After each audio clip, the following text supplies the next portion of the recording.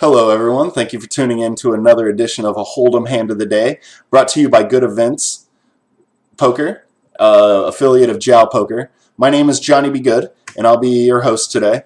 Today we're going to be talking about how to play against nit-style players who are the tight of the tight, only play premium hands, and typically are more aggressive with their hands, but this player just happens to not be.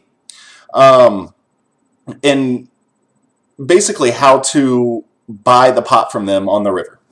So let's go ahead and get started here. As you can see, we have Scott here, who is a nit style player. He's only played one hand out of 21.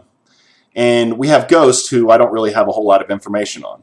Now, I do have a very loose, aggressive, I have a very lag style image going on here. Granted, I'm slightly passive myself in this situation, so I'm going to try to use my passive image to kind of work to my advantage, and you'll see what I mean. So as you can see, I went ahead and I opened up. Now we're very short-handed here, so I have to be trying to steal these pots, especially against a nit style player. And I mean, in Ghost here, I mean, he's pretty much unknown, so I got to assume that he's going to play a relatively tight range because he didn't play his first hand. So I'm going to go ahead and try to pick up as many pots as I can before this table fills up. So as you can see, Ghost folds, and Scott just calls me. Now I'm going to check out his stats here, and as you can see, he's only played one hand, but his one hand he did play, he 3-bet. So that tells us that whatever he has, he's on the low end of his range. As tight as his range is, it's still not in his 3-bet range. So he's only going to play ace ace, king king, jack jack, queen queen, ace king suited, ace queen suited, ace jack suited, and he's going to probably on the offsuit side he's going to play ace king and ace queen. And in all reality, that's about all he's going to play. Now, if he's going to call me in the blind, I might be able to put him on like a probably like a queen jack suited or a king jack suited, but it's going to be on the very, very low end of their range, and they're not going to be feeling too comfortable with it. So how do we handle these kind of players? Well, we play them with drawing hands. Because right now, the fact that he called me, I'm dominated. He's probably holding an ace, and I'm very dominated in this situation, more than likely. So drawing hands like Jack 10 suited, 9-10 suited, 8-7 suited, even 5-6 suited are good. In most situations, especially with a very passive player like this, I would get it in there with 9-7 suited. Ace 8-6 suited, any suited gapper I'd get it in there with, because you want to be able to draw out on these guys. Now with those kind of hands, you're not looking for the pair, you're looking for the draw, and you're going to allow them to bet into you with their pair of aces so you can draw out on them, because that's how you beat these style players. So as you can see, he went ahead and called me. So we're going to look at the flop. Now the flop is not favorable to me at all. Okay, I pretty much lost this hand at this point. If this hand was to end right now, I would probably lose. So we gotta really kind of dictate what's going on here. As you can see, he's very passive. So if he checks to me, I'm going to have to play back with aggression, because my aggression isn't really that high. So I have been checking a lot of pots at this table, and I have been playing relatively passive. If I come off aggressive here, I'm advertising that I actually have a hand and that he needs to respect my hand. Scott is so passive that if he bets to me right now, I'm going to respect the fact that he has it. But in this situation, he doesn't. He doesn't take advantage of his passive image to be able to be aggressive. So I do. And the way that I do that, I bet big, because I'm either trying to push him off the pot now or I'm going to need him, or I don't really want him to call here because then I know that he probably has something. So I'm betting to get him off the pot. And I'm betting big because I don't want him to have odds to draw out on me if he's got like an ace king, which is probably right in his optimal range. That's more than likely what he has if he doesn't call. But he did call. So that tells me that he has a queen or he has a jack. He's going to fold to me right there if he doesn't have either of those two cards. Or both. So now we're at the point now, are we going to try to bluff this guy off? Because to be completely honest with you, nits are the easiest people to bluff. Because they're always looking to fold, especially the passive ones.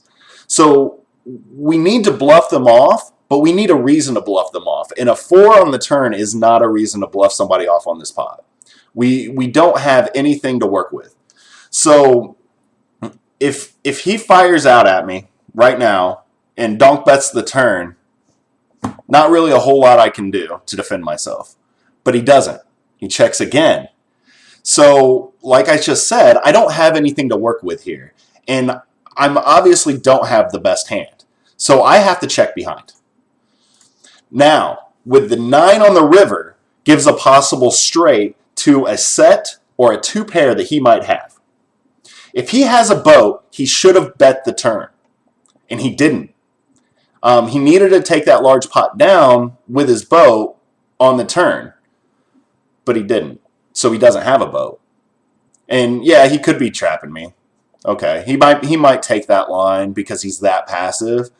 But scared money doesn't make you money, and you just got to go with it. Because if he's got the boat, I'm willing to give him a good hand on that. So, with that said, he's probably got a queen, might have a jack. Okay? And he's probably got an ace kicker in this situation. Which means he doesn't have a straight and he doesn't have a boat. Okay? Because queen 9 and queen 4 is not in his range at all. He would have folded that pre-flop. So I have a chance to bluff here. I can bluff. I can definitely bluff with my range saying that I have a king 10. I can say that because king 10 is within my raise range to steal based off of the stats in which I am showing. And the fact that I have been playing so aggressively, I played the flop aggressively, shows that I could potentially have a draw or I could have a queen. And the fact that I checked the turn and he checked behind me basically solidified that I probably had a draw when I originally bet, which I did, an 8. Big deal, nothing. But I was trying to push him off the pot, right? So I have to use the story that I told earlier in this hand to be able to finish the story on the end. And that 9 just allowed me to do that. So I'm really hoping that he's going to check here because I don't want to have to 3-bet this to try to push him off the pot. Depending on what he bets here on the flop, depends if I'm actually going to fold or if I'm going to 3-bet them. So as we can see, they went ahead and checked, so they made that decision easy. Now, if I've already been betting the pot, right, means that I'm going to have to keep that image going throughout this hand. So I go ahead and I fire out 90 cents, okay? I'm telling him that I have the straight, and if you don't have a boat, you're going to lose. And his passive image, and since nits in general are always looking for a reason to fold because they are a very mathematical style player, which is another reason why I bet high, because I did not want to give them odds. They are more than likely going to fold when you don't give them odds. They are more likely to fold than any other style player. So don't give them odds to call you. Don't bet low with these players. Okay? If they call you, they have it. But they're easy to bluff if your story makes sense, which mine does in this situation. So obviously, he folded exactly like I thought he would, which allowed me to pick up the hand. So what did we learn today, ladies and gentlemen? Basically, when you're playing a very, very tight style player, if you're trying to bet them off the pot, play it smart, but notice the opportunity to take advantage of a one-on-one pot with a nit player by advertising you have a stronger hand than what they are telling you they have. I want to thank everybody for tuning in today. Please follow me on Facebook, Twitter, and Instagram. If you need any poker coaching one-on-one, reach out to me. Let me know. I spend a lot of time on ontiltradio.com, where I also do post my videos, and I do help the players there. So feel free to join up with us, play with us, and I'll see you soon. Thanks.